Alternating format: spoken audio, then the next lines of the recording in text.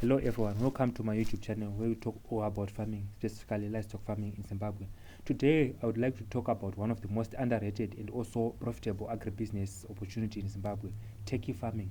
So if you have been thinking about starting a unique and also a rewarding farming venture, then this video is for you. In this video I'll cover everything on why you should start turkey farming and also why turkey farming is worth it. So many farmers in Zimbabwe focus on broilers and layers, but turkeys are often overlooked. But there are several reasons why you should consider them. One of the main reasons is that they have a high meat demand, especially during the festive season, and also it's one of the alternative poultry products which can have a great market potential. Then also talk about the bigger weight or the bigger body gain when compared with chickens. A mature turkey can weigh up to about 7 to 15 kilos or more, and this is way more than that of chickens, so it can fetch a little bit extra money on the market. Then turkeys are also quite hardy, and they can handle Zimbabwe's weather even better than broilers, so basically something you can also think around. Then on another angle, we can talk of turkey farming because of lower competition. Specifically, there are fewer people who are involved in this kind of business of turkey farming, especially as a business. So prices tend to be a very bit on the high side.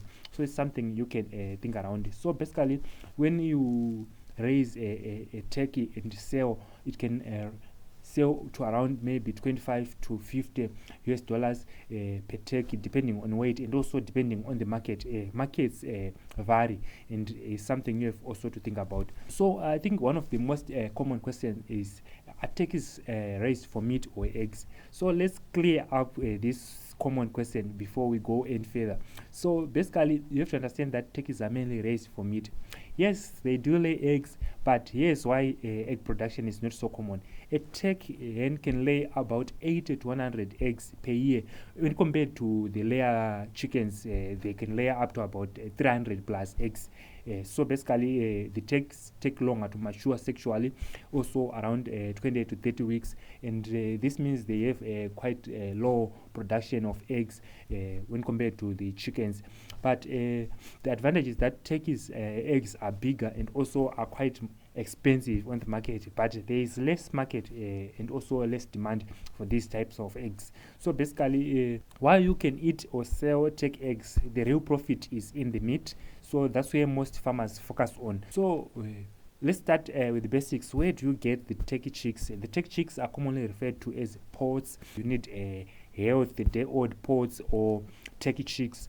So there are many places where you can look for them. We can think about maybe local breeders. Some of the local breeders can sell poults directly to their farms or to other farmers.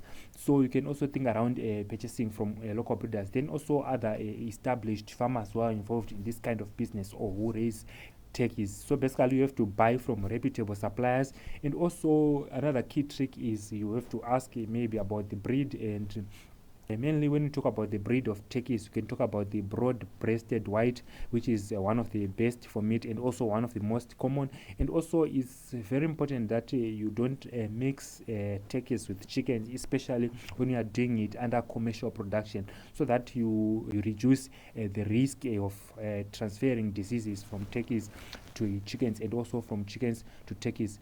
So let's talk about the housing and also space requirements. So turkeys, they love their space, they love their ventilation. So when you design the housing, one of the key things you have to put in consideration is the individual space and also even ventilation. So the houses should be well ventilated, and also they should have sufficient space to allow the birds to exhibit their normal behavior.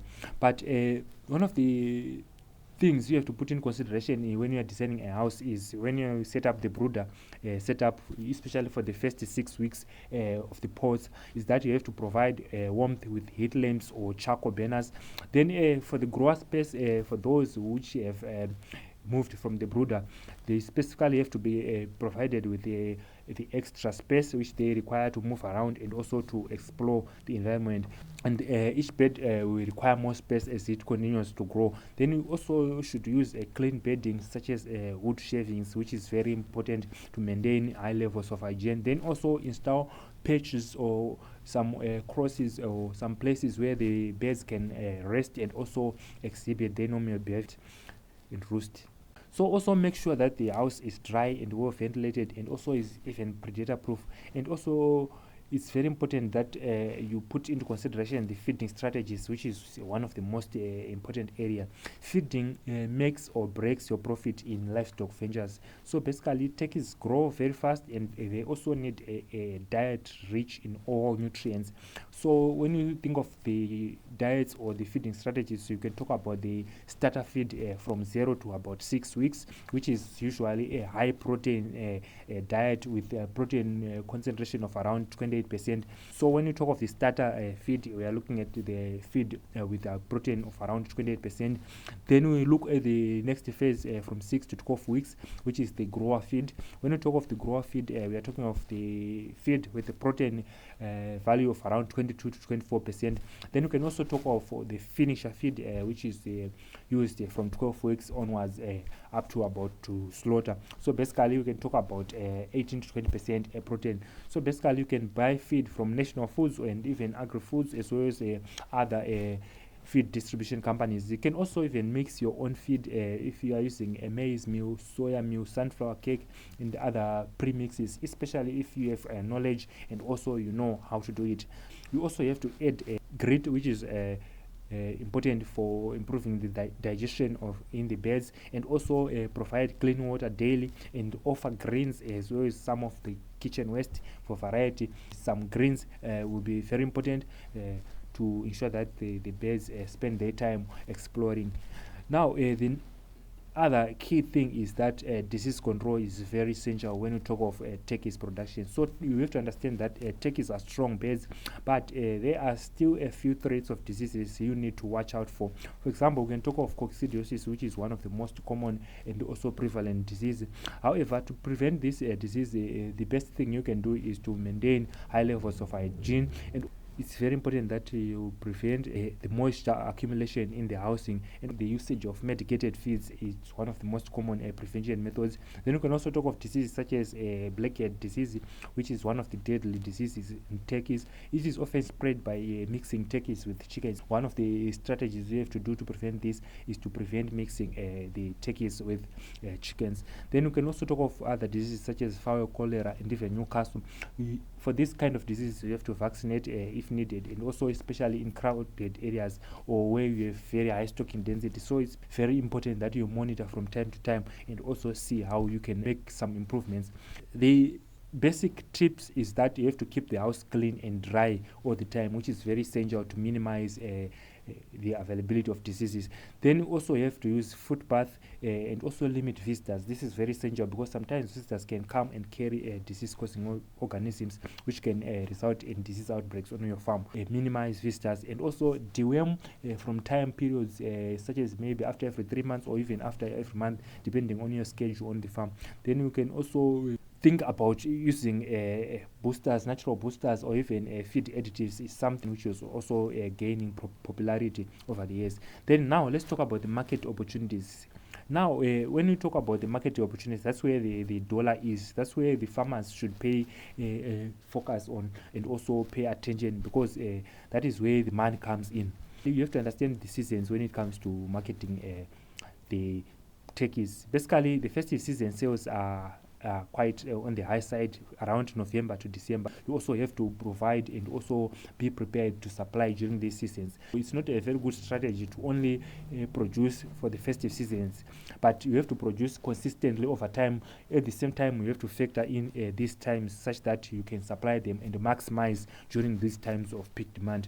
So you can also think about the other markets avenues such as hotels, butcheries and restaurants. These you can offer dressed beds and supply even live turkeys turkeys depending on your agreements. So these are some of the most common marketing avenues. Then you can also think about online platforms such as WhatsApp, Facebook Marketplace, as well as community groups, which is very essential to market your turkeys. Then you can also think about farm gate sales, especially if you are near a town or even a shopping center or growth point. This is one of the strategies that tends to work wonders. You can also offer processed products if you have a high value market, whereby you can even sell turkey cuts, even sausages, and also even smoked turkey for higher profit. If you can identify your market, it's very essential that you can even enter into that space. Then some of the final success strategies and success tips is that you have to start small. If you are still learning about the business, start small and learn as you go. Even start with few numbers and manage them properly, reduce their mortality, and also feed them properly and market consistently and continuously. And also keep good records. It is very essential that you keep accurate and good records on your farm, or so that you can track feed growth, mortality, as well as even your profits. So this is very essential to see areas where you need improvement and also areas where you can maximize on. It is also important, on the other hand, that you join farmer groups where you can share knowledge and get even new buyers. And also another key strategy is that market your turkeys early. You can even build a WhatsApp list or a page and start taking bookings before the holidays or before the marketing season, so that you are prepared and you don't end up getting stuck with turkeys without uptakers. So, in conclusion, tech farming in Zimbabwe is still a growing niche with high potential, but it needs a good management and also biosecurity. And one of the key success factors in this business is smart marketing. As long as you can identify your market and you can supply your market consistently, you can make money. On the other hand, it is very critical that you minimize feed cost. While you are feeding high quality feed, it is also important that you monitor your feed cost, because feed cost is one of the major challenges or a major cost when it comes to livestock production. So basically, you have to think about how best can you minimize feed cost at the same time while you are feeding for quality. Now, when we put all this into consideration, you can turn it into a serious business. So think around about it, and also put your budgets in order, such that you can plan and also start well. If you learned something new today, please like, subscribe, and also share this video with others. Thank you for watching.